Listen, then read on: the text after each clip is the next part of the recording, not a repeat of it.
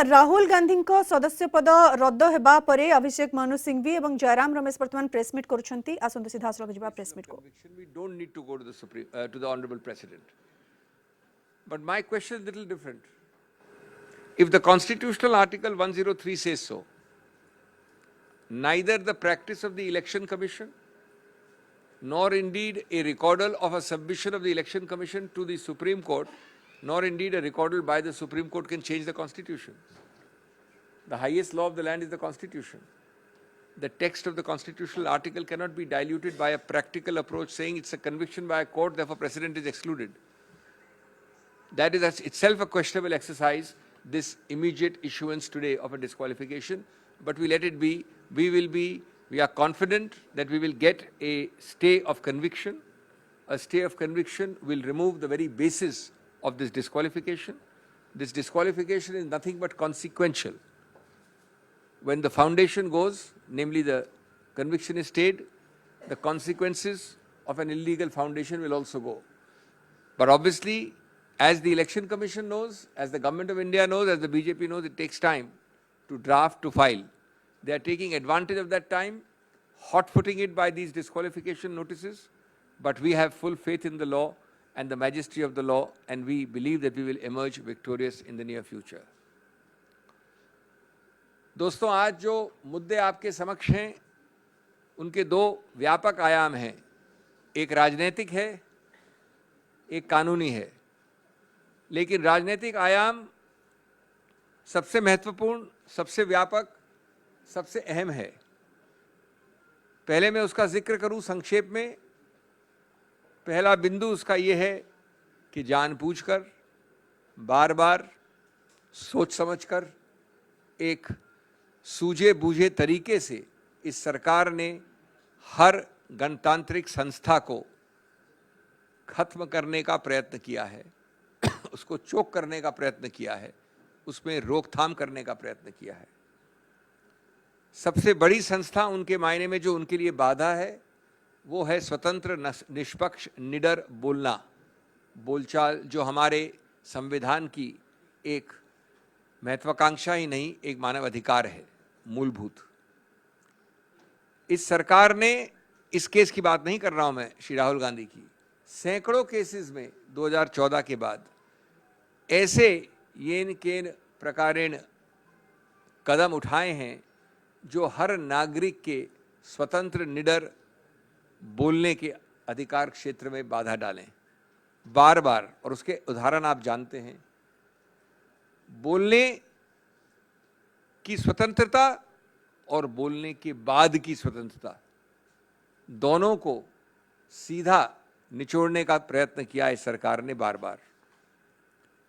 श्री राहुल गांधी, हम सब जानते हैं, ने निडरता से बार बार संसद के अंदर और संसद के बाहर अपने विचार रखे हैं, जनहित में रखे हैं, जनता के सामने रखे हैं, जनता के लिए रखे हैं। उन्होंने सामाजिक, आर्थिक, राजनीतिक, विदेश नीति इत्यादि इत्यादि सब मुद्दों पे पूरा बोला है, बिना झिझक के बोला है। और वो आज उसकी कीमत चुका रहे हैं, क्योंकि उनके सवाल, उनके वक्तव्य अच्छे नहीं लगते उन लोगों को जिन्होंने वो गलतियां की हैं, जिसके बारे में विवरण करते हैं श्री राहुल गांधी। कभी डिमोनेटाइजेशन ले लें, कभी चीन को क्लीन चिट का मामला ले लें, कभी जीएसटी ले लें।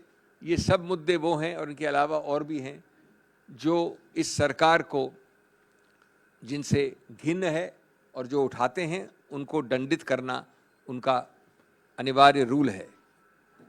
राहुल गांधी विदेश जाते हैं तो बोल नहीं सकते। एक झूठे, आडंबरी राष्ट्रवाद के आधार पर उनकी आवाज को रोका जाता है। एक अजीबोगरीब, बनाई हुई, बनावटी राष्ट्रवाद का बहाना लेकर उन पे आरोप लगाए जाते हैं। बाहर गए, उसके आधार पे जब वापस आते हैं तो कहते हैं कि आप यहां नहीं बोल सकते जब तक कि आप माफी नहीं मांगे। यहां आते हैं और उस दिन बोलते हैं संसद में, जब माननीय प्रधानमंत्री बोल रहे थे तो सरकार पूछती है आपकी हिम्मत कैसे हुई सब बोलने की, सत्य बोलने की, साफ बोलने की, निडरता से बोलने की। हम आपको प्रिविलेजेस कमेटी भेजते हैं। और सबसे अजीबोगरीब जो मैं समझता हूं, किसी गणतांत्रिक, संसदीय गणतांत्रिक, लोकतांत्रिक देश में नहीं देखा गया, जब वो आके बोलते हैं तो सरकार खुद अवरुद्ध करती है संसद को। सरकार खुद करती है इस आधार पे कि पहले आप माफी मांगिए। ये कौन सी संसदीय प्रणाली के अंतर्गत है कि पहले आप माफी मांगिए, नहीं तो हम अवरुद्ध करेंगे, नहीं तो संसद चलेगी नहीं। तो ये इसी प्रक्रिया का एक और उदाहरण है, जहां मुंह खोलें, झूठे बेमानी केसेस दायर करिए, डराइए, धमकाइए, और हम आश्वस्त हैं कानूनी प्रक्रिया में कि हम जीतेंगे, स्टे ऑफ कन्विक्शन हमें मिलेगा। लेकिन जहां तक सरकार का सवाल है, उन्होंने ये सब प्रयत्न किए हैं, बार बार किए हैं। जहां तक कानूनी पक्ष है, मैं बड़े संक्षिप्त रूप में आपको बता दूं, कल बताया था मैंने, थोड़ा उसको और विस्तार से बता दूं, लेकिन संक्षिप्त रूप से, कि जब आप जल्दबाजी करते हैं तो गलतियों के ऊपर गलतियां करते हैं, संवैधानिक और कानूनी गलतियां करते हैं। मैं आपको 2-3 उदाहरण देके अपनी बात खत्म करना चाहता हूं। ये मामला, ये वारदात कोलार कर्नाटक में हुई, 2019 में हुई। उसकी कंप्लेंट कहां दर्ज की गई? सूरत, गुजरात में, 1-2 जगह और भी की गई, बिहार में, रांची में। तो जब ऐसा होता है कि वारदात, फौजदारी वारदात कहीं हुई हो अमुक जगह, और फौजदारी वारदात की कंप्लेंट किसी दूसरे प्रदेश में हो, तो कानून विधायिका ने बहुत पहले एक संशोधन द्वारा एक नया प्रावधान बनाया था, कई वर्ष हो गए, जो बाध्य है, जो स्पष्ट है कि जब ऐसा हो तो आपको एक 202 कहते हैं, उसके अंतर्गत एक निरीक्षण परीक्षण करना पड़ेगा, इंक्वायरी करनी पड़ेगी, या तो मैजिस्ट्रेट खुद करे या पुलिस द्वारा करे, कि क्या उस मैजिस्ट्रेट का अधिकार क्षेत्र बनता है। जब तक वो मैजिस्ट्रेट ये शुरुआत में नहीं करता है इंक्वायरी, तब तक वो कंप्लेंट से आगे नहीं बढ़ सकता।